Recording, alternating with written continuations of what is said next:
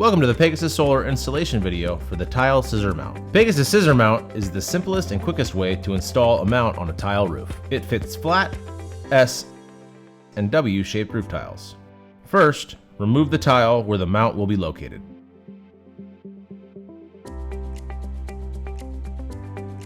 After locating the rafter, use the included template to determine the optimal location for the sled. The sled provides extra flexibility by reaching to 26 inches on center.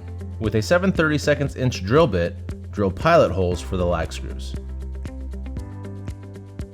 The base flashing is designed to be flashed using 3-coursing, bibbing, caulking, or other methods approved by your AHJ. For example, apply compliant roof caulking in a U shape on the underside of the flashing. Drive the lag screws through the sled and base flashing until secure. Next, slide the tile replace flashing into place over the sled.